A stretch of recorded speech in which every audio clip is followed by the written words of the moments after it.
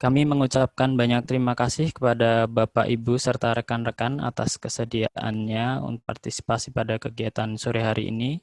Dan kami dengar dari tim pendaftaran, terdapat 1.000 lebih pendaftar untuk acara sore hari ini. Oleh sebab itu, tidak semua pendaftar dapat bergabung melalui Zoom karena tentu saja keterbatasan kuota dan sebagainya. Dan kami juga menyapa Bapak Ibu yang pada kesempatan sore hari ini menyimak melalui YouTube. Terima kasih atas partisipasinya. Dan perlu Bapak Ibu ketahui bahwa kuliah umum pada sore hari ini dapat terselenggara atas kerjasama Perpustakaan Nasional, Program Studi Sastra Jawa FIB UI, dan Masyarakat Pernaskahan Nusantara. Ini bukan acara yang pertama, bukan satu-satunya acara. Di kemudian hari mudah-mudahan akan ada acara-acara selanjutnya. Baik, Bapak Ibu, sebelum kita masuk pada inti acara pada sore hari ini, terlebih dahulu kita akan mendengarkan sambutan singkat dari yang pertama dari Ketua Umum Manasa, Bapak Dr. Munawar Holil, kemudian yang kedua dari Ketua Program Studi Sastra Jawa FIB UI, dan yang ketiga dari Deputi Bidang Pengembangan Bahan Pustaka dan Jasa Informasi Perpustakaan Nasional oleh Ibu Ovi Sofiana. Baik Bapak Ibu, tidak perlu berlama-lama. Kita dengarkan yang pertama sambutan dari Ketua Umum Manasa, Bapak Dr. Munawar Holil. Kami persilahkan. Terima kasih Pak Moderator, Pak Pewacara. Saya jadi tegang nih ya. Ya, Assalamualaikum warahmatullahi wabarakatuh. Salam sejahtera untuk kita semua. Salam, Om Swastiastu, Namo Buddhaya, Rahayu, salam kebajikan. Yang saya hormati Ibu Ovi Sofiana, Deputi Bidang Pengembangan Bahan Pustaka dan Jasa Informasi Perpustakaan Nasional Republik Indonesia. Yang saya hormati Dr. Ari Prastio, Ketua Program Studi Jawa Fakultas Ilmu Pengetahuan Budaya Universitas Indonesia. Bapak, Ibu, hadirin yang tidak bisa saya sebutkan satu persatu, kalau saya sebutkan nanti habis acaranya, waktunya. Ya, Alhamdulillah, segala puji bagi Allah, hari ini, sore ini, di waktu Indonesia bagian Barat, WIB, sore ya, kita dapat bertemu, bersilaturahmi, kita akan mendengarkan paparan dari Profesor Dr. Willem Penermolen, yang kita hormati bersama, guru kita bersama, dalam bidang yang selama ini seringkali tidak begitu diperhatikan banyak orang, gitu ya. Atas nama masyarakat Pernaskahan Nusantara, dalam kesempatan ini saya juga ingin menyampaikan ucapan terima kasih secara khusus kepada Perpustakaan Nasional Republik Indonesia yang selama 25 tahun terakhir ini selalu mengajak Manasa, masyarakat Pernaskahan Nusantara, untuk melaksanakan berbagai kegiatan terkait bidang naskah kuno ini. Nah, dalam kesempatan ini saya tidak ingin menyita banyak waktu, saya ingin menyampaikan beberapa informasi terkait pelaksanaan kegiatan kuliah umum daring seri pertama ini. Satu yang mendaftarkan diri sampai tadi pagi itu ada 1.100 orang. Ini luar biasa buat kami, panitia, karena dalam prediksi kami itu paling banyak 300 orang, karena selama puluhan tahun mengelola kegiatan diskusi, seminar, konferensi, simposium, baik nasional maupun internasional, biasanya paling banyak yang ikut hanya 300. Tapi ini mungkin juga karena daring, ada banyak informasi yang sampai ke banyak orang, sehingga kami merasa bersyukur dan sangat senang. Terima kasih banyak pada Bapak, Ibu, adik-adik mahasiswa yang sudah mau ikut serta dalam kegiatan ini. Nah, yang kedua, ternyata juga peserta bukan hanya dari Indonesia saja, dari Aceh di wilayah barat sampai wilayah timur itu ada wakilnya dari Papua, 1 orang. Tetapi juga ada beberapa peserta dari 7 negara. Dalam catatan saya ada 7 negara, yaitu dari Brunei Darussalam, dari Malaysia, dari Australia, dari Pakistan tadi saya lihat, sudah ikut, dari Tiongkok, dari Prancis, dan juga dari Amerika. Nah, yang dari Indonesia itu berasal dari 7 pulau besar, yaitu dari Sumatera ada dari 23 kota kabupaten, kemudian di Jawa ini yang paling banyak, Jawa Tengah, Jawa Timur dari 91 kota kabupaten di Jawa, kemudian juga ada dari Madura, dari Bali, Kalimantan, Sulawesi, dan Papua. Jadi jumlah itu kalau mau statistiknya ada 140 kota kabupaten dari Indonesia ini yang ikut kegiatan ini. Ini luar biasa ya, buat kami ini menyenangkan. Kemudian yang berikutnya ini peserta ini ternyata juga berasal dari berbagai aspek atau unsur di masyarakat. Yang paling banyak ini ada 129 perguruan tinggi yang masuk dalam daftar, baik dosen maupun mahasiswanya. Kemudian juga ada 45 asosiasi dan komunitas, berbagai komunitas yang ikut. Kemudian juga dari perpustakaan dan dinas kearsipan, ada 9 dinas perpustakaan dan kearsipan yang ikut dalam kegiatan ini, juga guru-guru ini. Ini guru-guru itu dari mulai guru SD, guru SMP, guru SMA, guru SMK, sekolah menengah kejuruan, bahkan dari madrasah sanawiyah dan madrasah aliyah negeri. Dan ada beberapa umum ya, ada yang nyebut saya ibu rumah tangga dan seterusnya. Jadi ini perlu kami sampaikan kepada Ibu Deputi bahwa ini responnya luar biasa. Dan juga yang menarik ini ada dari 7 kementerian yang ikut serta dalam kegiatan ini. Yang banyak tentu saja dari Kementerian Pendidikan Kebudayaan, mulai dari Badan Bahasa, Kantor Bahasa, Balai Bahasa, dan seterusnya. Juga ada di sini tadi saya lihat sudah hadir dari Kementerian Keuangan ya, Ibu Irjen. Terima kasih atas kehadirannya, Ibu Sumiati.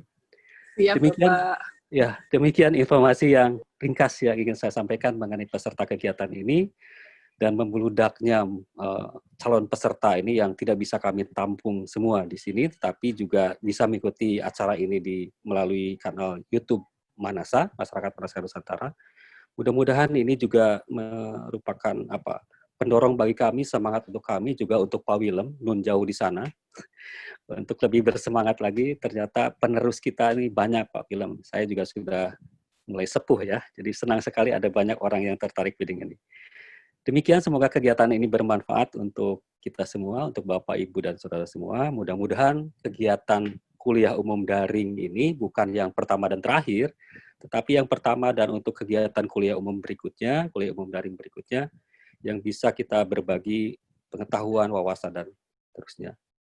Demikian, terima kasih sekali lagi khususnya untuk Profesor Willem van der Molen yang mungkin pagi-pagi sudah kami bangunkan. Silakan berbagi pengetahuan sambil menikmati kopi di pagi hari di Belanda sana. Terima kasih Bapak Ibu yang saya hormati. Assalamualaikum warahmatullahi wabarakatuh. Ya, baik. Demikian tadi sambutan di Bapak Munawar Khalil selaku Ketua Umum Manasa atau Masyarakat Pernaskahan Nusantara.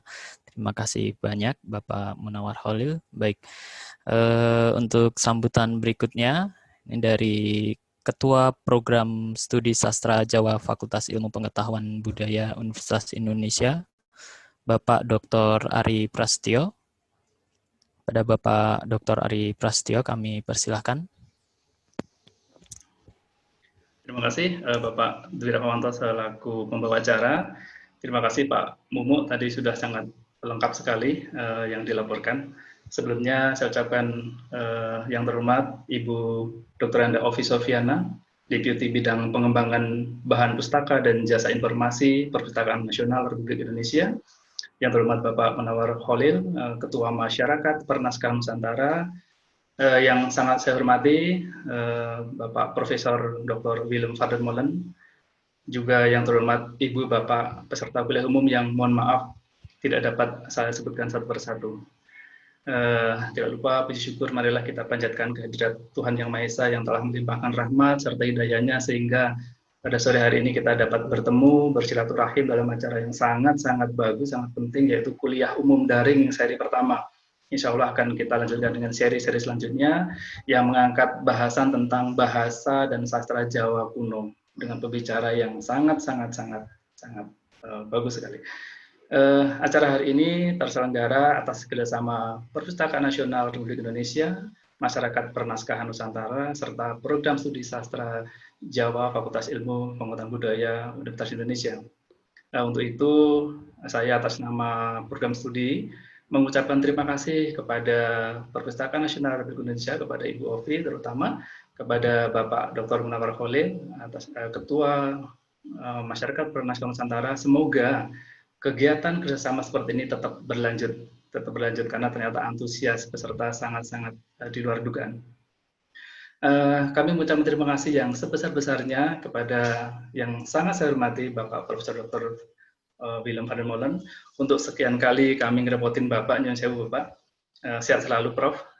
Pada kesempatan hari ini beliau akan membahas secara mendalam tentang bahasa dan sastra Jawa kuno. Langsung dari Belanda. Masih pagi-pagi sekali di sana. Tidak lupa, kami juga mengucapkan terima kasih kepada Ibu Dr. Dwi Puspitarini yang pada hari ini akan memandu acara ini. Beliau adalah staf pengajar di Prodi Sastra Jawa FIB UI. Bidang keilmuan beliau adalah linguistik dan Jawa kuno. Dan saat ini Ibu Dwi sedang bertugas di Osaka University sebagai dosen tamu. Kami mengucapkan terima kasih kepada Bapak Ibu peserta yang telah berkenan mengikuti acara hari ini. Mohon maaf tidak bisa semuanya join dalam Zoom, tetapi bisa mengikuti melalui channel YouTube. Sebagaimana tadi disampaikan oleh Bapak Mumu, ya kami sangat terharu sebetulnya dan campur kaget karena dari awal perkiraan mungkin 500 itu sudah sangat besar, ternyata sampai 1.100 lebih tadi. Itu sesuatu yang membuat kami terharu. Terima kasih sekali atas respon Bapak Ibu semua. Peserta berasal dari Sabang Merauke tadi, dari dalam negeri, luar negeri, dari berbagai disiplin ilmu, serta dari dari berbagai kalangan. Ada semua di sini. Terima kasih sekali Bapak Ibu. Intinya bahwa pada hari ini kita bersyukur sekali bisa bertemu. Pembicaranya dari Belanda, moderatornya dari Osaka, kita ada di mana-mana, tetapi pada sore hari ini kita bisa bertemu, bertatap muka dalam waktu yang sama. Demikian apa yang dapat kami sampaikan. Selamat mengikuti kuliah umum daring bahasa dan sastra Jawa kuno. Semoga acara hari ini bermanfaat. Kami mohon maaf apabila dalam penyelenggaraan acara hari ini banyak kekurangan kesalahan. Semoga kita dapat bertemu pada seri-seri kuliah umum selanjutnya. Akhirul kalam, Assalamualaikum warahmatullahi wabarakatuh. Salam Rahayu. Matur nuwun. Waalaikumsalam warahmatullahi wabarakatuh. Terima kasih Bapak Dr. Ari Prasetyo atas sambutannya. Bapak Ibu serta kuliah umum dan sastra kuno pada sore hari ini, kita akan mendengarkan selanjutnya sambutan dari Deputi Bidang Pengembangan Bahan Pustaka dan Jasa Informasi Perpustakaan Nasional, Ibu Ovi Sofiana, Magister Humaniora. Kepada Ibu Ovi, kami persilahkan. Baik, terima kasih Bapak Pembawa acara. Yang terhormat Dekan Fakultas Ilmu Budaya Universitas Indonesia yang diwakili oleh Ketua Program Studi Sastra Jawa, Bapak Dr. Ari Prasetyo.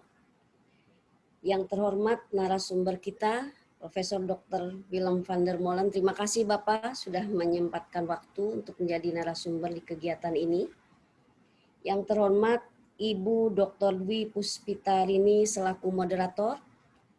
Yang terhormat Mitra Sahabat Perpustakaan Nasional Ketua Umum Masyarakat Pernaskahan Nusantara Manasa, Bapak Dr. Munawar Khalil.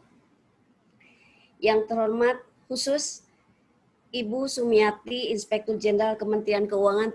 Terima kasih Ibu sudah bergabung dengan Perpustakaan Nasional dan seluruh peserta kuliah umum Bahasa dan Sastra Jawa Kuno yang mohon maaf tidak dapat saya sebutkan satu persatu. Assalamualaikum warahmatullahi wabarakatuh. Selamat sore dan salam sejahtera untuk kita semua. Pertama-tama marilah tentu kita panjatkan puji syukur kepada Allah Subhanahu wa taala, Tuhan yang Maha Kuasa yang telah memberikan rahmat dan ridhonya sehingga pada sore dan siang hari ini kita bisa bertemu, berkumpul dalam keadaan sehat walafiat untuk bersama-sama belajar bidang keilmuan yang langka kepada guru senior kita, Profesor Dr. Willem van der Molen. Bapak Ibu hadirin yang berbahagia, sebagaimana tadi sudah disampaikan bahwa kuliah umum daring ini adalah yang pertama kali diselenggarakan atas kerjasama Perpustakaan Nasional Republik Indonesia dengan program studi sastra Jawa FEB-UI dan tentu dengan masyarakat pernaskahan Nusantara yang sebelum masa pandemi ini, Perpusnas sebenarnya sudah mempunyai kegiatan bulanan dan ini juga atas kerjasama dengan Manasa, yaitu diskusi pernaskahan. Juga ada kegiatan tahunan, yaitu kursus bahasa Jawa kuno. Tetapi kedua kegiatan tersebut tidak dapat dilaksanakan pada tahun ini karena adanya pandemi COVID-19, sehingga saya sangat mengapresiasi kegiatan ini terselenggara adalah juga dalam rangka mengganti kegiatan tersebut, dan semoga kegiatan ini dapat terus berlanjut di seri-seri berikutnya. Bapak Ibu hadirin yang kami hormati, saat ini di Perpustakaan Nasional telah tersimpan ada sekitar 12.000-an naskah yang kondisinya terpelihara baik. Koleksi tersebut berasal dari berbagai aksara dan bahasa. Ada Aceh, Batak, Melayu, Jawa kuno, Sunda kuno, Bali, Madura, Bugis, Makassar, dan masih banyak lagi. 350 naskah diantaranya sudah diterbitkan dalam bentuk alih aksara, alih bahasa, dan kajian. Naskah kuno tertua yang dimiliki Perpustakaan Nasional adalah naskah Arjuna Wiwaha yang berasal dari tahun 1334 Masehi dan ditulis menggunakan bahasa Jawa kuno. Bapak Ibu hadirin yang berbahagia, luar biasa sekali tadi saya mendengar yang mendaftar pada acara ini mencapai lebih dari 1.000 orang, yang awalnya hanya diperkirakan 300 orang. Peserta yang hadir dan berpartisipasi ternyata dari seluruh wilayah Indonesia, bahkan dari negara luar, ada dari Malaysia, Brunei, Prancis, dan sebagainya. Dan saya ucapkan terima kasih, apresiasi yang tidak terhingga atas partisipasi dan keikutsertaan Bapak dan Ibu sekalian pada kegiatan ini. Hal ini menunjukkan minat yang besar, salah satu warisan kekayaan bahasa dan sastra Nusantara, yaitu bahasa dan sastra Jawa kuno. Dan pada kesempatan yang berbahagia ini, saya juga ingin mengundang seluruh peserta untuk berkenan memanfaatkan, mempelajari, bahkan membedah konten naskah yang menjadi koleksi Perpustakaan Nasional. Sebagai informasi Bapak dan Ibu, tahun ini kami telah meluncurkan web Kastara, yaitu Hasanah Pustaka Nusantara, melalui tautan kastara.perpusnas.go.id yang berisi koleksi langkah Perpustakaan Nasional yang termasuk di dalamnya koleksi naskah yang telah dialihmediakan. Ada sekitar 1.928 naskah, ada 373 judul buku langka, ada sekitar 1.500 peta, dan ada sekitar 130-an majalah dan surat kabar langka. Ini kami siapkan, kami sediakan agar masyarakat dapat mengakses seluruh kekayaan Hasanah Nusantara yang menjadi koleksi Perpustakaan Nasional. Perpustakaan Nasional tentu sangat membuka diri bagi masyarakat yang ingin berkarya, mengembangkan bahasa dan kebudayaan Nusantara. Masyarakat dipersilahkan untuk memanfaatkan belasan ribu koleksi naskah sebagai sarana pembelajaran dan pengembangan diri. Setidaknya Bapak dan Ibu bisa menjadi landasan untuk menciptakan karya baru yang dapat dinikmati dan dipelajari oleh kita semua, oleh anak-anak muda penerus bangsa. Mudah-mudahan bermanfaat. Saya berharap bahwa kegiatan ini akan berlanjut di sesi-sesi berikutnya, dan insya Allah mudah-mudahan makin banyak peserta juga yang merasakan manfaatnya, dan insya Allah juga termasuk nanti koleksi yang ada di Perpustakaan Nasional dapat dimanfaatkan oleh Bapak dan Ibu sekalian. Selamat mengikuti kuliah umum, tetap semangat, jaga kesehatan, semoga pandemi COVID-19 ini segera berlalu, dan kita dapat bergabung kembali, bertemu kembali dalam kuliah daring berikutnya. Terima kasih, lebih kurangnya mohon maaf. Billahi taufiq wal hidayah. Wassalamualaikum warahmatullahi wabarakatuh. Waalaikumsalam warahmatullahi wabarakatuh. Terima kasih, Ibu. Baik, terima kasih Ibu Ovi Sofiana selaku Deputi Bidang Pengembangan Bahan Pustaka dan Jasa Informasi Perpustakaan Nasional. Baik, Bapak Ibu peserta kuliah Umum Bahasa dan Sastra Jawa Kuno. Demikianlah tadi sambutan-sambutan dari Ketua Umum Manasa, kemudian Ketua Program Studi Jawa, dan dari Ibu Deputi Bidang Pengembangan Bahan Pustaka dan Jasa Informasi Perpustakaan Nasional. Baik, tibalah kita pada acara inti, yakni Kuliah Umum Bahasa dan Sastra Jawa Kuno yang akan disampaikan oleh Bapak Profesor Willem van der Molen, yang profil lengkapnya akan tentu saja nanti akan disampaikan oleh Ibu Moderator, oleh Ibu Dwi Puspitorini. Acara kuliah umum ini akan dipandu sepenuhnya oleh moderator, yakni Ibu Dr. Dwi Puspitorini, seperti yang telah disampaikan oleh Bapak Dr. Ari Prastyo tadi. Beliau adalah pengajar di program studi Sastra Jawa FIB UI. Kemudian penelitian beliau juga mengenai Jawa kuno dan linguistik. Dan saat ini beliau sedang bertugas di Osaka University di Jepang. Baik. Selamat sore Ibu. Ibu Dwi. Selamat sore, Mas Dwi. Baik. Sudah siap Bu? Waktu sepenuhnya kami serahkan pada moderator, Bu. Silahkan, Bu. Ya. Terima kasih, Mas Dwi. Assalamualaikum warahmatullahi wabarakatuh. Salam damai sejahtera untuk kita semua. Om Swastiastu, Namo Buddhaya, salam kebajikan. Selamat pagi, selamat siang, dan juga selamat sore, Bapak, Ibu, adik-adik mahasiswa, dan teman-teman semua. Selamat datang di dalam kuliah umum daring sore ini. Ya, telah hadir bersama kita Mahaguru saya dan juga Mahaguru kita semua, Bapak Willem van der Molen. Saya akan menyapa Bapak Willem. Bapak Willem, apa kabar? Dinyalakan dulu. Kedengaran suara saya? Iya Pak, apa kabar Bapak? Dari Belanda. Ya, bagaimana cuaca di Belanda?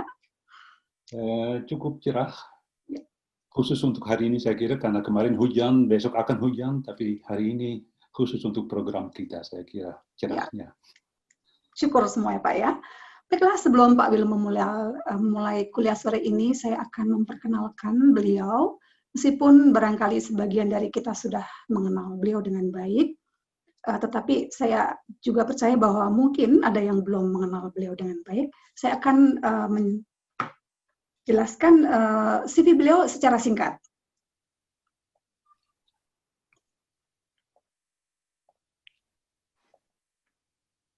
Ya, Pak Willem dilahirkan pada tahun 1952.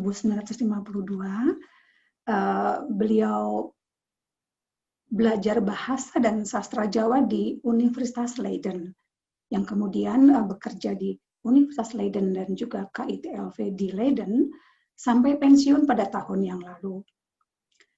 Pak Willem menjadi guru besar dan peneliti tamu di Tokyo University of Foreign Studies, Universitas Osaka, dan Israel Institute of Advanced Studies di Yerusalem.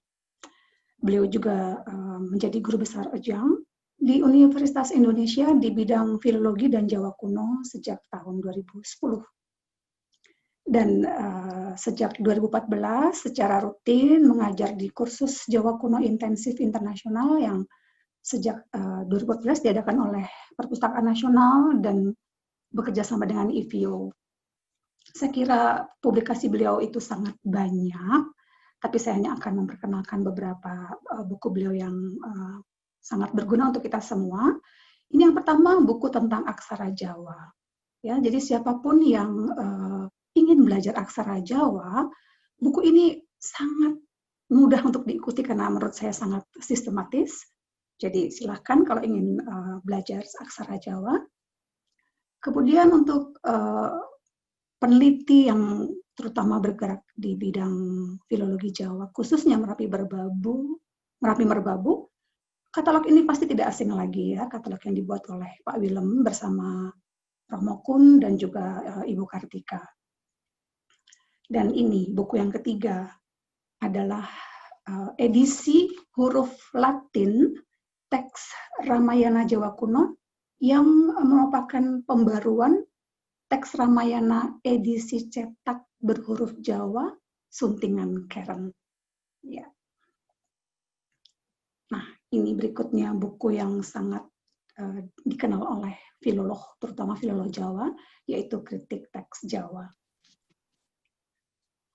Kalau ingin mengenal Pak Willem lebih dekat, silakan klik tautan berikut dan akan bisa mendapatkan daftar publikasi beliau yang lengkap. Ya, terima kasih. Ya, itu perkenalan singkat kita kepada Pak Willem. Pak Willem, sebelum kuliah ini diadakan, itu ada beberapa yang bertanya kepada saya. Nanti kira-kira Pak Willem itu akan memberikan kuliah dalam bahasa apa ya? Karena kan Pak Willem tentu bisa bermacam bahasa. Bahasa Belanda sebagai bahasa ibu, bisa bahasa Inggris, bahasa Indonesia, bahasa Jawa, dan juga bahasa Jawa kuno. Jadi mari kita tanya kepada Bapak Willem. Bapak Willem kira-kira akan menyiapkan perkuliahan dalam bahasa apa ya, Pak? Maunya dalam bahasa Belanda, yang paling mudah. Paling mudah ya, Pak? Bahasa Ibu? Ya, baiklah Bapak Ibu. Tanpa membuang waktu, kita dengarkan saja, nanti kita lihat Pak Willem akan menyampaikannya dalam bahasa apa. Silakan, Pak. Terima kasih banyak. Giliran saya sekarang? Iya, Pak. Bapak silakan, Pak. Terima kasih. Terima kasih kepada panitia atas undangan untuk memberi kuliah ini dan atas kata-kata yang mengharukan, yang mengintroduksikan saya. Terima kasih banyak. Juga terima kasih banyak atas kehadiran Anda yang mau ikut kuliah ini. Saya minta maaf atas bahasa Indonesia saya yang sangat kurang. Kalau yang tidak jelas, ya ditanya saja nanti. Dan saya berusaha. Saya terkesan dengan jumlah orang yang begitu besar yang punya perhatian yang punya minat untuk tahu lebih banyak tentang sastra dan bahasa Jawa kuno. Tujuan kita hari ini supaya bertambah besar pengetahuan dan juga semangat kita ini dalam usaha untuk tahu bahasa dan sastra Jawa kuno. Kalau ada yang tidak jelas, silahkan ditanya. Dan kalau tidak sempat ditanya kali ini, anggaplah itu sebagai alasan untuk bertemu lagi. Oke, sekarang kita mulai. Kuliah ini dilengkapi dengan bahan bacaan. Maaf, Anda tidak boleh bersandar saja, juga ada PR nanti habis kuliah ini.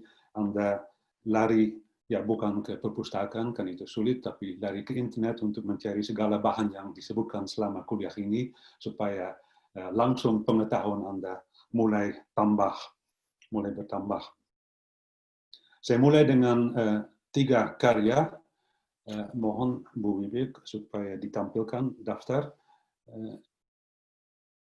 Yang ada 3 karangan, 1. Tunggu sebentar ya Pak ya. Saya buka dulu. Ya.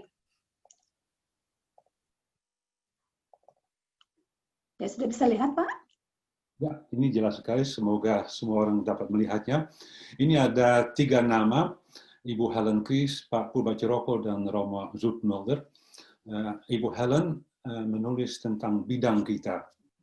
Jadi kalau ada yang ingin tahu apa saja yang ditulis, maaf berhenti di tahun 2001, belum ada yang lebih baru, tapi ini sudah merupakan suatu sumber yang menarik supaya Anda tahu apa dan siapa yang giat di bidang kita. Kemudian Pak Purbo dan Romo Zoetmulder menulis buku sejarah sastra, khususnya sastra Jawa kuno, dalam hal Romo Zoetmulder. Kedua karya itu sedia juga dalam versi bahasa Indonesia. Anda kata versi Inggris masih terlalu sulit untuk orang, silahkan menggunakan versi Indonesia. Ada versi Jawa dalam hal Pak Purbo. Sekian tentang karya umum. Sekarang saya lanjutkan. Saya langsung mulai dengan membicarakan bahasa Jawa kuno. oleh para ahli, terutama Pak Purbo dan Romo Sutmil, dibedakan antara Jawa kuno dan Jawa Tengahan. Kok Jawa Tengahan? Jawa Tengahan apa itu? Itu memang suatu jenis bahasa tersendiri yang berbeda dari bahasa Jawa kuno. Coba Anda lihat gambar yang ditampilkan, yang lengkap dengan warna, yang khusus untuk hari ini saya carikan untuk Anda di toko. Di Belanda ada warnanya supaya lebih jelas apa yang saya maksudkan. Sebelah kiri Anda lihat ada Jawa kuno, Jawa Tengahan, dan Jawa Baru sebagai bahasa, tiga jenis bahasa. Dan Anda dapat melihat bahwa bahasa Jawa kuno itu berlaku dipakai selama 7 abad, mulai tahun 800 sampai 1500, 1500. Kemudian paling bawah ada bahasa Jawa sekarang, Jawa Baru, yang mulai sekitar tahun 1500 dan berlaku sampai sekarang. Sedangkan bahasa Jawa Tengahan diantaranya memang di tengah, mungkin dengan sengaja namanya Tengahan, itu kok tidak ikut sistemnya. Seharusnya Anda mungkin berpikir ada Jawa kuno, ada Tengahan, kemudian ada yang baru. Itu masuk akal. Tapi dalam hal ini tidak. Karena apa? Karena bahasa Jawa Tengahan itu semacam sampingan, semacam tambahan yang tidak dipakai sebagai bahasa sehari-hari, tapi sebagai bahasa kesusastraan di samping bahasa Jawa kuno dan bahasa Jawa modern. Jadi dari bahasa Jawa kuno mengalir terus ke Jawa modern, sedangkan Jawa Tengahan di sampingnya selama beberapa abad dengan sastra yang cukup menarik, tentu saja. Saya kira ini cukup sebagai pengetahuan untuk sementara tentang bahasa kuno, Tengahan, dan Baru.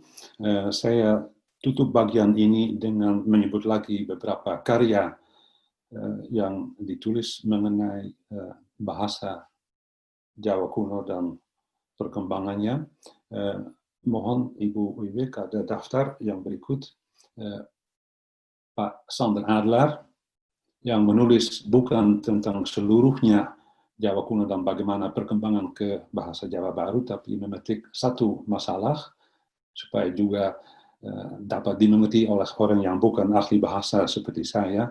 Ini sangat menarik untuk mendapat kesan bagaimana bahasa Jawa modern hubungannya dengan bahasa Jawa kuno. Silahkan dinikmati.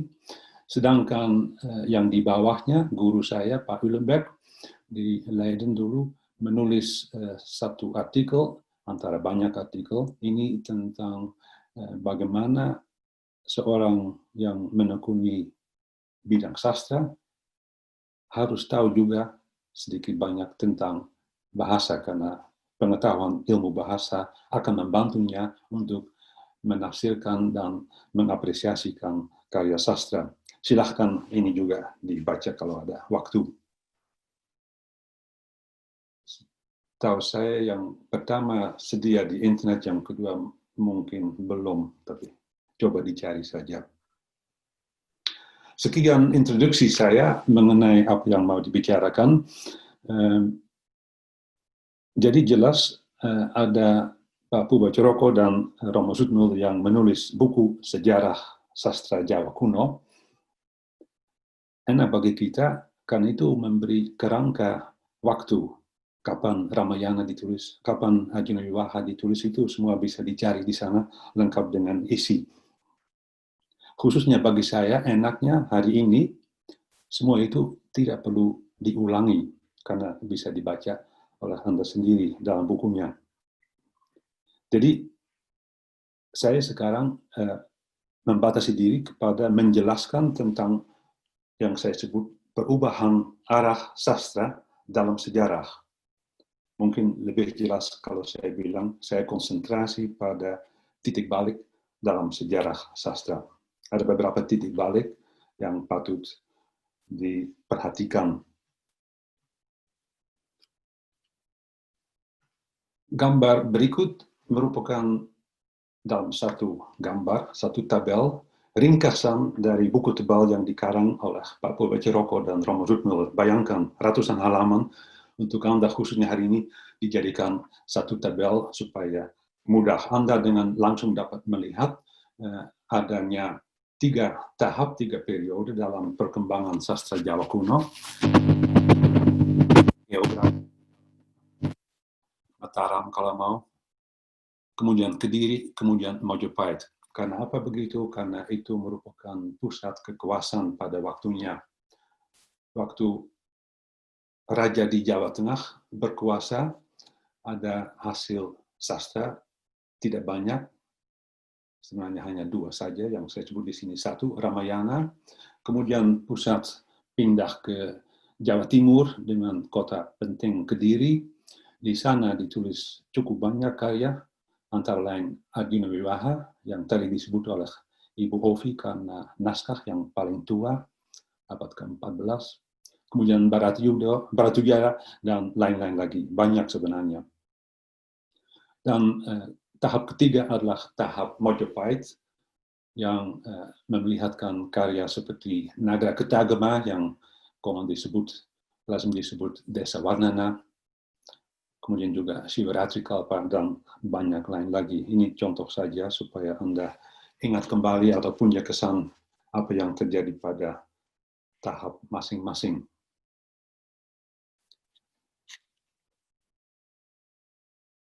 Sekarang kita kembali kepada awal mula sastra Jawa kuno.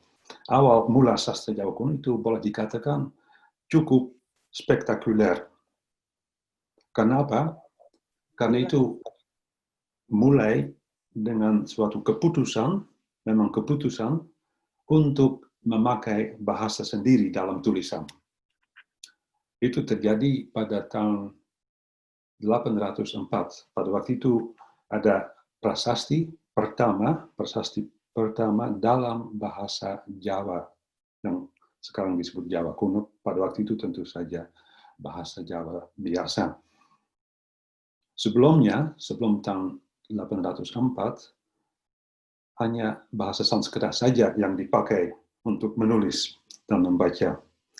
Itu sama di mana-mana, bukan khusus di Jawa, tapi di seluruh Asia Tenggara begitu. Karena Asia Tenggara pada waktu itu sangat dipengaruhi oleh kebudayaan India, oleh Sanskerta dan lain-lain, agama dan sebagainya. Yang menjadi luar biasa, yang menjadi spektakuler pada tahun 804 ialah bahwa orang Jawa punya ide untuk mengurangi peran bahasa Sanskerta dan menggantikannya dengan bahasa mereka sendiri, Anda sendiri. Dan lagi, yang menjadi luar biasa adalah bahwa Jawa satu-satunya wilayah di Asia Tenggara yang punya ide itu. Yang lain terus saja dengan Sanskerta untuk bahasa sehari-hari, pasti bahasa Thai, bahasa Kamboja, bahasa mana lagi. Tapi kalau menulis, kalau membaca, pindah ke bahasa Sanskerta. Orang Jawa bukan begitu lagi. Tidak berarti bahwa hubungan dengan Sanskerta itu dipotong, tidak. Memang Sanskerta masih terus juga dipakai, hanya dikurangi. Kurang penting, dan yang menonjol makin lama makin banyak adalah bahasa Jawa sendiri. Sebenarnya saya ingin meneruskan ide ini, tapi saya masih ada titik-titik lain juga dalam program hari ini, jadi sekarang saya menutup bagian ini dengan pertanyaan untuk Anda sebagai PR. Kalau ada yang tertarik, dapat diteliti apa sebenarnya yang menyebabkan langkah orang Jawa ini. Kenapa mereka memutuskan, kenapa kalian memutuskan untuk pindah dari bahasa Sanskerta ke bahasa sendiri. Saya tutup bagian ini dengan daftar berikut, Ibu Bibit, dengan menyebut 2 karangan yang di bawah Pak Stein Kallenfels menulis tentang prasasti yang tadi saya sebutkan dari tahun 804. Keterangannya dalam bahasa Belanda yang menurut saya bahasa yang sangat mudah, silahkan dicoba. Tapi teksnya juga disediakan, bahkan buku ini juga sedia di internet. kalau tidak salah atas jasa UGM, silahkan dicari, Steyn-Kallenfels. Dan yang pertama yang di atas, Pak Pollock itu ahli bahasa dan sastra Sanskerta yang menulis persis tentang itu, tentang pemakaian bahasa Sanskerta di mana-mana di seluruh dunia yang di bawah pengaruh India, antara lain Jawa yang disebutkan, dibicarakannya.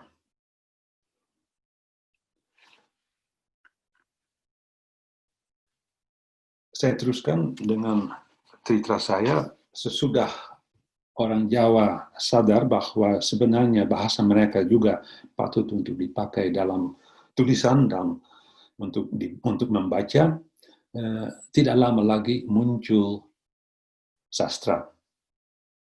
Abad pertama, masih abad ke-9, jadi antara 800 dan 900, tidak banyak yang masih ada, entah pernah ada atau hilang, dan hilang atau mungkin tidak pernah ada, itu tidak jelas, tapi sebenarnya ada dua karya saja, dua sajak, satu sajak pendek dan satu sajak panjang.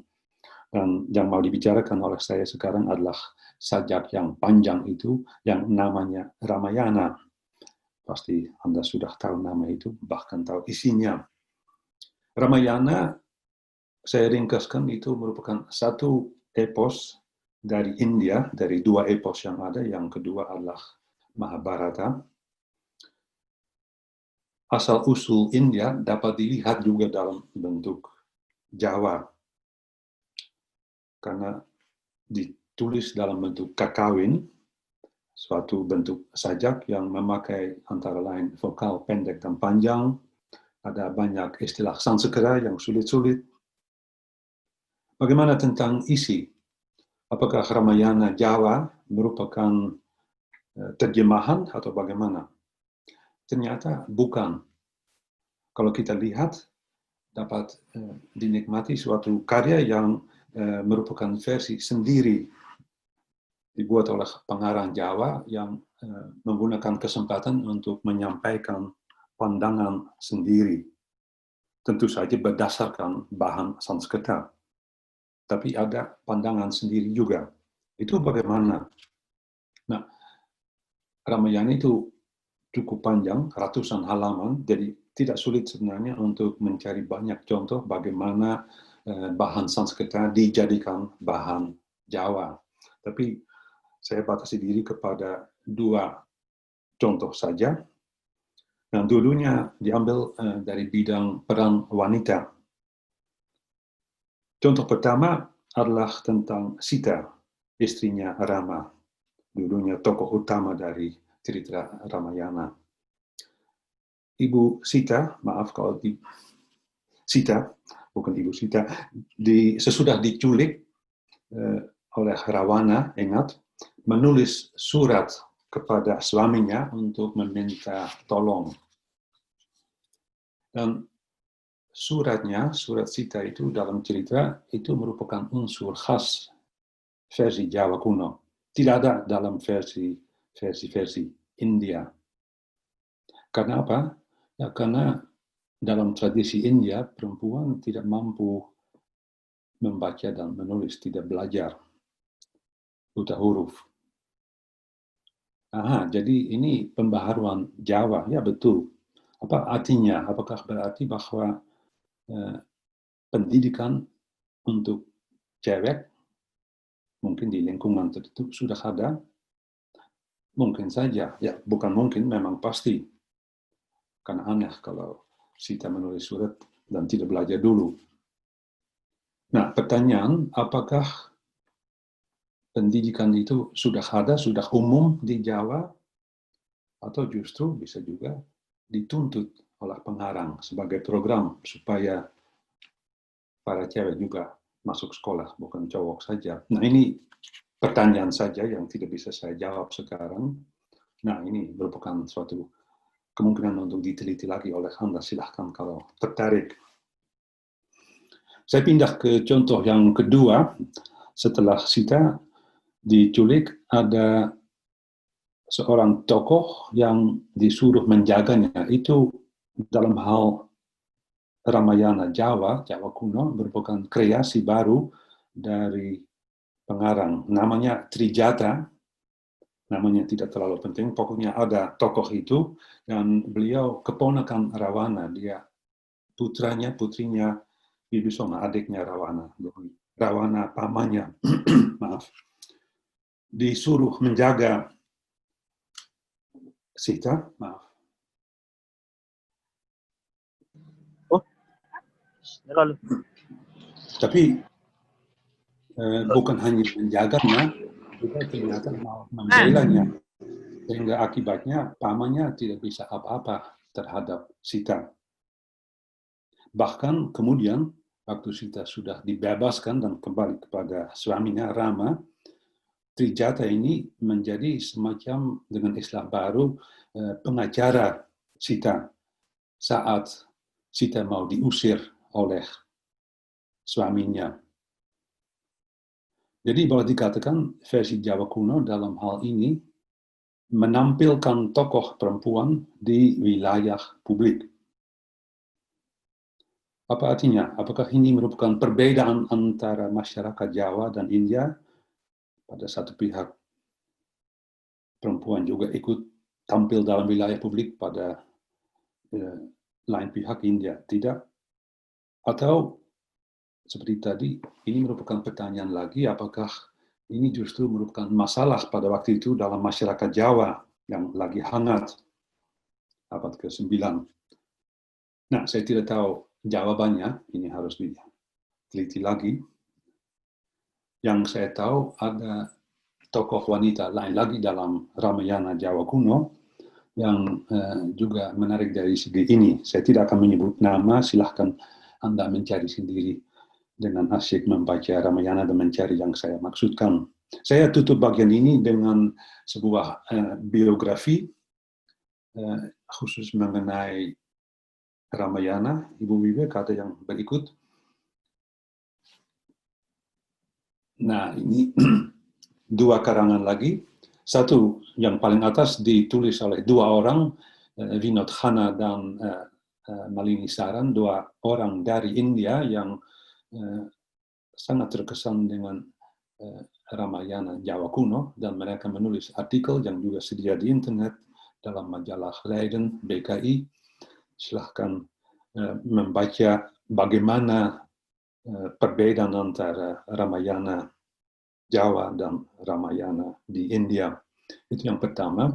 Dan yang kedua, khusus tentang India, bukan tentang Jawa, Ibu Paula Richman menulis buku, saya kira tahun 90-an, jadi cukup lama sudah, juga diterjemahkan ke dalam bahasa lain. Saya kurang tahu yang mana. Beliau menulis tentang adanya banyak Ramayana di India, bukan satu saja. Itu juga menarik kalau kita melihat versi Jawa kuno sebagai bagian dari kebudayaan yang luas, di mana juga ada tempatnya untuk versi Jawa di samping versi Melayu dan lain lagi di Asia Tenggara.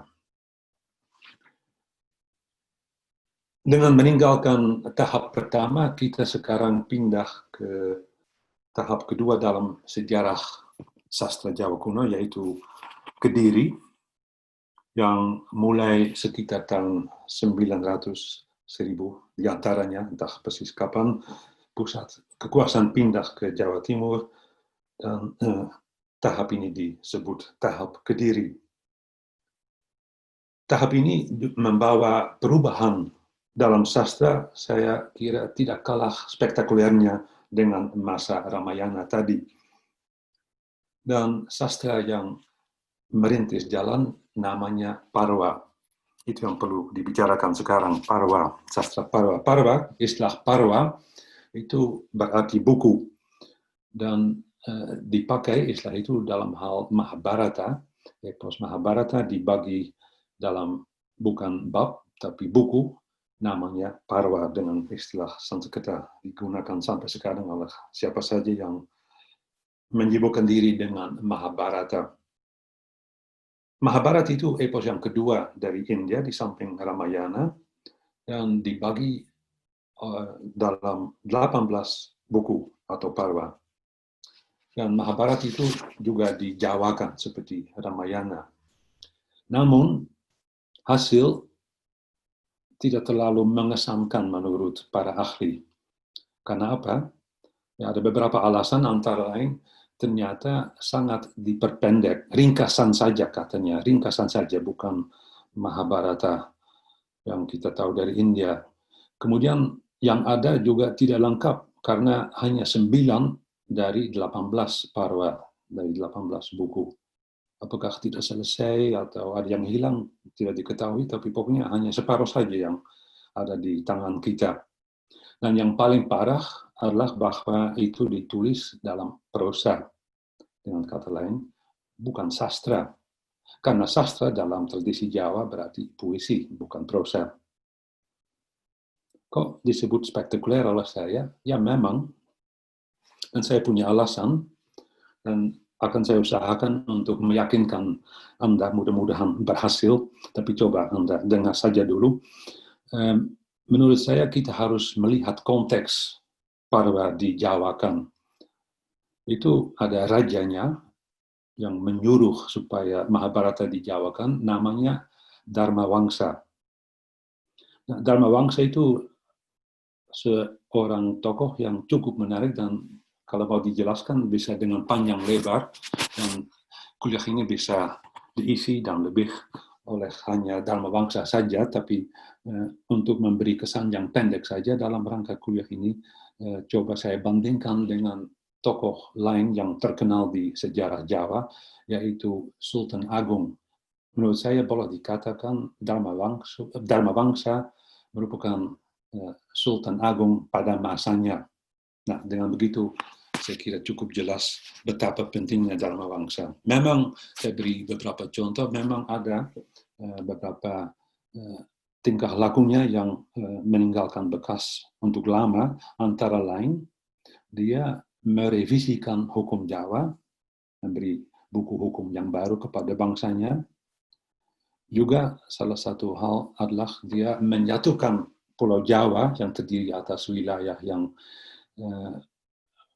lepas yang satu dari yang lain, semua dikumpulkan menjadi satu kerajaan, dan sesudah selesai dia pindah ke luar negeri dan berusaha untuk memperluaskan kekuasaan Jawa di luar Pulau Jawa.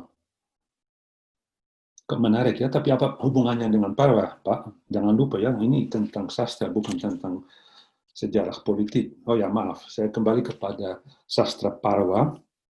Dugaan saya, ini hipotesa, bukan fakta, tapi interpretasi dari fakta. Silahkan diciumi dan diperiksa dan diperbaiki.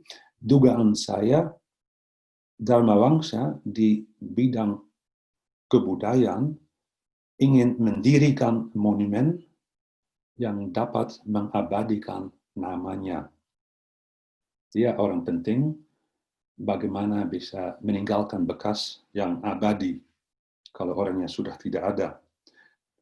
Yang harus dia melihat contohnya dalam sejarah, yang harus setaraf dengan Ramayana 100 tahun sebelumnya, tapi tentu saja dengan ciri tersendiri. Oke, yang dipilih oleh Dharma Wangsa adalah Mahabharata. Dan menurut saya itu pilihan yang tepat. Karena apa? Karena epos juga setaraf dengan Ramayana. Itu beres. Kemudian, ciri khasnya bagaimana? Tradisi puisi, kalau sastra.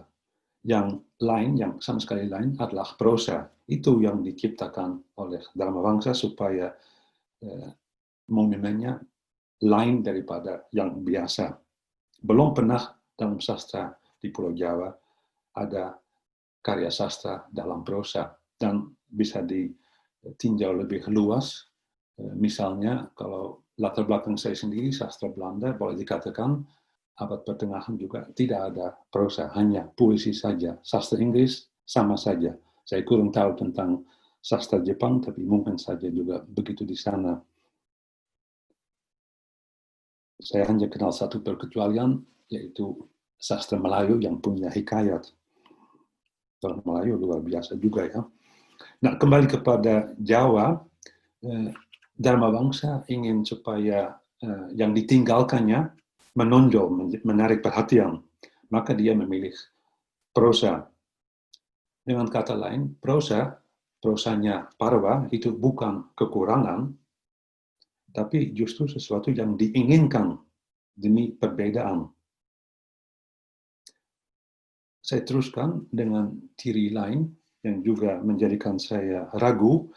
Tadi dibilang Parva itu kok ada 9 buku saja, bukan 18 seperti seharusnya.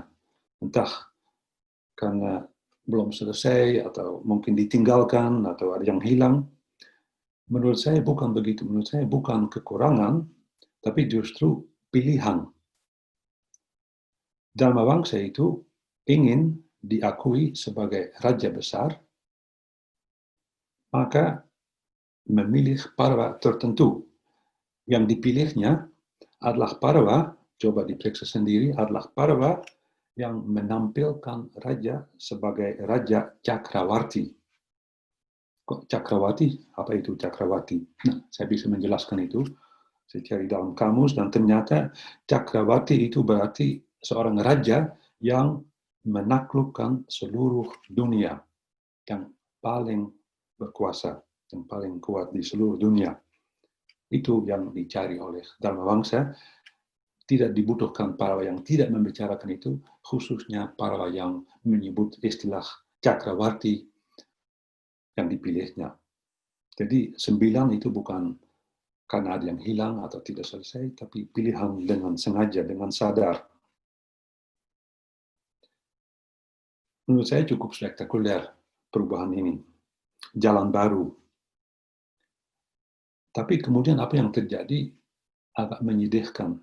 Sehingga saya bertanya, apakah sastra ala Dharma Wangsa, prosa, itu terlalu pagi? Fakta memang menunjukkan ke arah itu.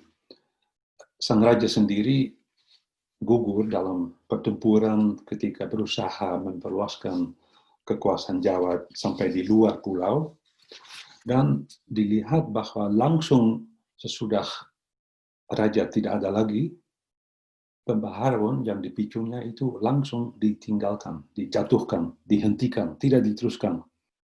Seakan-akan orang berpikir ini proyek si Dharma Wangsa dan kami tidak peduli, kami tidak ada urusan, kami sekarang mau kembali kepada yang biasa, yang tradisional. Jadi yang dilihat pada masa Kediri sesudah Dharma Wangsa, seluruh kesusastraan ditulis dengan bentuk puisi, dengan bentuk kakawin seperti Ramayana dulu.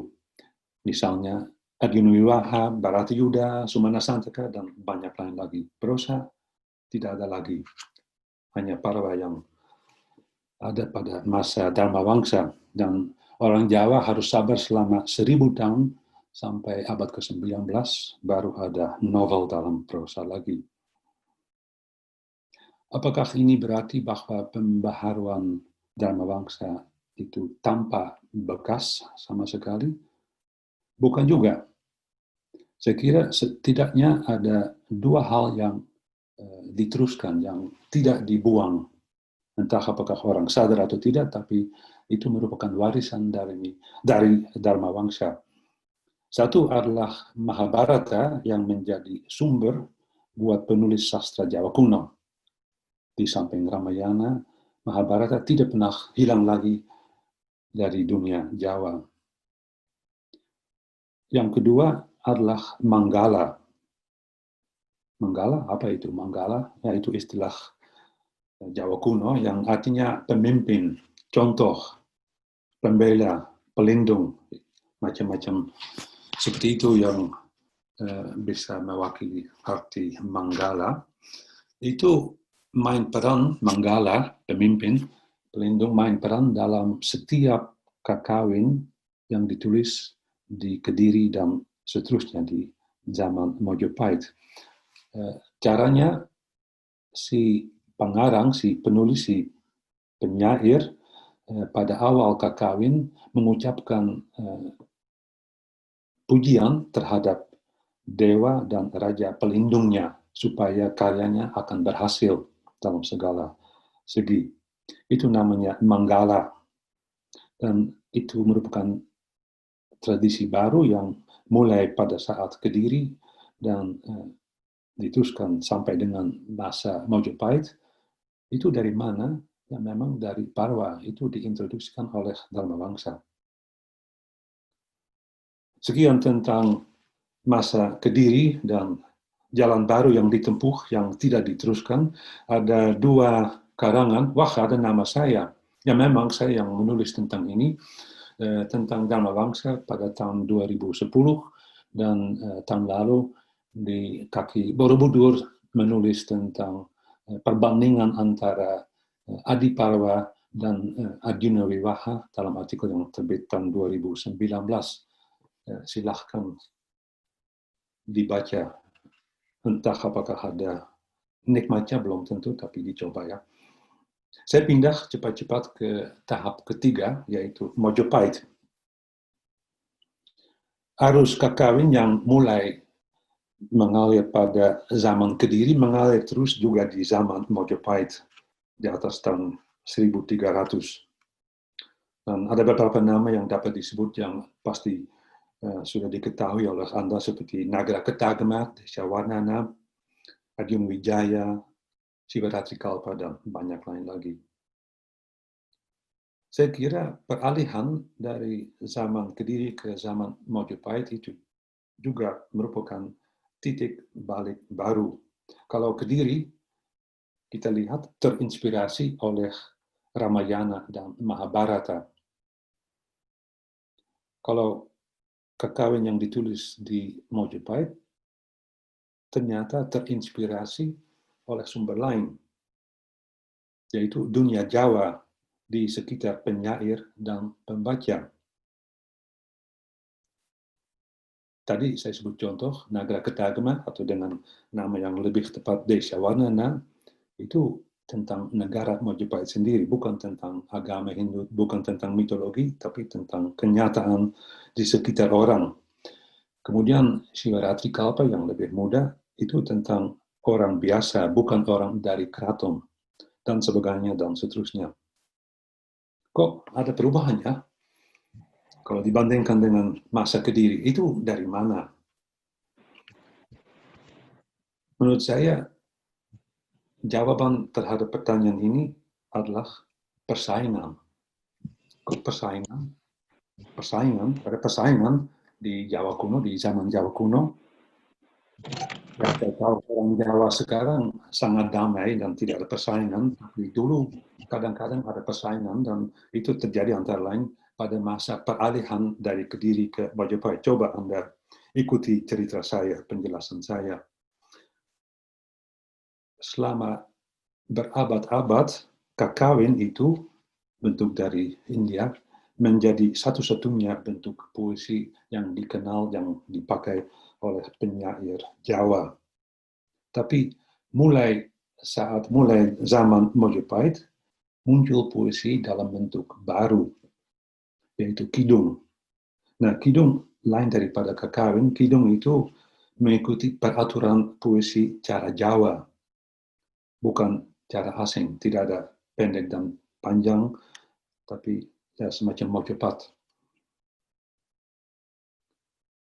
Bahasa juga lebih biasa daripada bahasa agung dari kakawin. Jadi lebih mudah untuk dimengerti. Dan isi pada akhirnya juga bukan mitologi lagi yang jauh-jauh dari orang, dari kehidupan sehari-hari, tapi cerita lokal. Saya beri satu contoh, misalnya ada satu kidung yang cukup tua mengenai riwayat raja yang mendirikan Majapahit, Raden Wijaya. Nah, bayangkan, itu ditulis dan dibaca oleh orang yang mungkin masih mengingat peristiwa yang dilukiskan di dalamnya. Itu sangat dekat dengan pembaca. Lain kan daripada kakawin yang agung-agung, yang memang mengesankan juga, jangan keliru, tapi sifatnya lain. Ini lebih dekat dengan orang. Nah, dugaan saya, sekali lagi bukan fakta, tapi penafsiran saya dari fakta yang ada, pengarang kakawin menjadi gelisah. Kalau masih mau dibaca, mereka harus cepat-cepat menyesuaikan diri.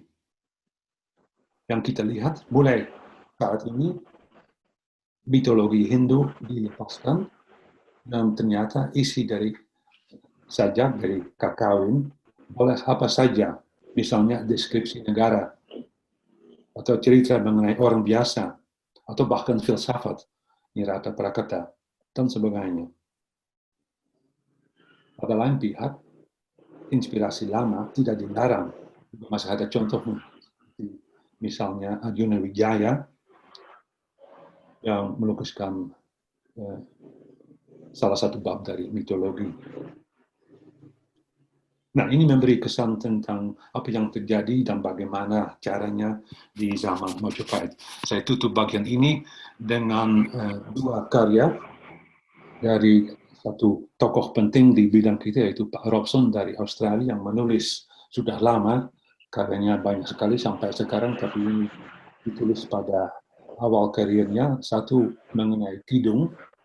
Silahkan kalau Anda ingin tahu lebih banyak tentang kidung, ini ada informasi yang dasar. Dan yang kedua, bukan tentang kidung, tapi tentang kakawin dari segi teori. Alasan saya menyebut itu adalah bahwa saya khawatir kuliah saya ini terlalu ringan, dan saya suka menutup dengan satu artikel yang serius yang mengintroduksikan Anda kepada dunia teori mengenai sastra kakawin. Silahkan dibaca. Kalau saya kiranya sekian yang mau saya sampaikan, kiranya sudah cukup ditinjau sastra Jawa kuno secara ringkas, dengan perhatian khusus untuk titik balik, dan sekarang usulan saya kita kembali kepada Ibu Moderator. Terima kasih.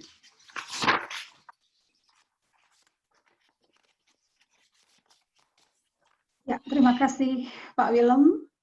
Menarik sekali kita sudah diajak berkelana dan menjelajahi waktu hampir kira-kira 1000 tahun lamanya Pak ya, mundur ke belakang. Dan sekarang Bapak Ibu silahkan bisa mengajukan pertanyaan kepada Pak Willem melalui chat, baik yang di dalam ruang Zoom maupun di dalam YouTube. Silahkan, Pak Willem akan dengan senang hati menjawab dan menjelaskan semua pertanyaan.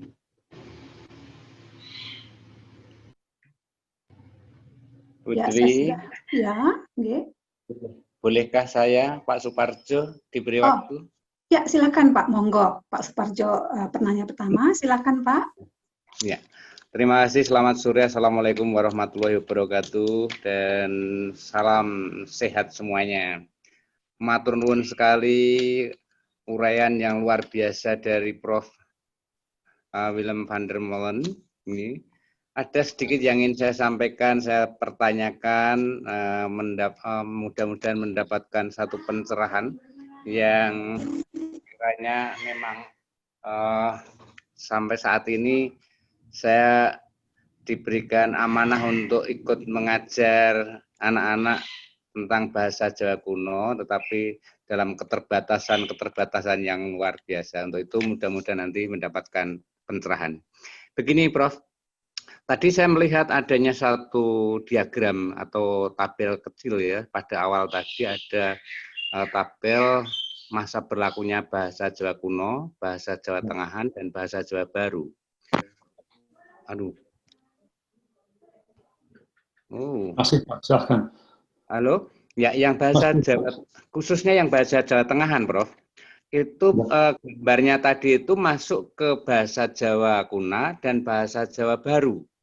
Sehingga saya menganggap itu seolah-olah ya bukan merupakan satu perkembangan dari bahasa Jawa kuno ke bahasa Jawa Baru.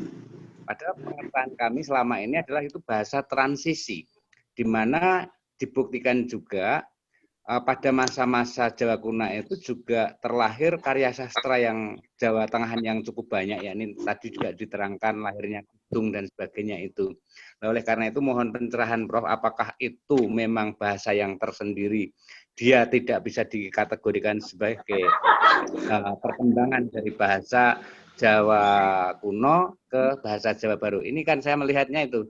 Jadi merahnya itu kan dimulai dari 1300 sampai dengan 1600. Padahal 1500 sampai 1600 itu sudah kuning juga. Nah, oleh karena itu mohon untuk bisa dijelaskan sekali lagi, Prof. Terima kasih. Assalamualaikum warahmatullahi wabarakatuh. Terima kasih, Pak. Bu, langsung saya jawab atau Ya, langsung bagaimana? Pak, silakan Pak. Ya. Terima kasih Pak Suparjo. Saya senang dengan pertanyaan ini. Ini Jawa Tengah memang merupakan masalah bagi para ahli. Dulu dikira ada Jawa kuno, kemudian Tengahan, kemudian baru sebagai perkembangan alamiah, tapi ternyata bukan begitu, dan ditulis juga oleh khususnya Romo Zoetmulder mengenai posisi Jawa Tengahan sebagai bahasa yang tidak masuk tabel ini sebagai perkembangan, tapi hasil kreasi yang baru atau perkembangan, mungkin bukan kreasi, di samping bahasa alamiah yaitu Jawa kuno, di samping bahasa alamiah yaitu Jawa baru, ada bahasa yang tidak dipakai dalam pergaulan sehari-hari, tapi hanya ditulis saja, yaitu bahasa Jawa Tengahan, untuk dengan tujuan barangkali menulis karya tertentu yang khas buat Jawa Tengahan. Itu cukup lama sebelum orang sadar bahwa itu di luar perkembangan bahasa Jawa Tengahan. Kemudian ada satu masalah lagi, bagi saya sekurang-kurangnya, apakah bahasa Jawa Tengahan itu kreasi orang Bali yang seperti diketahui asyik di bidang Jawa kuno dan juga tidak kalah meneruskan tradisi Jawa kuno.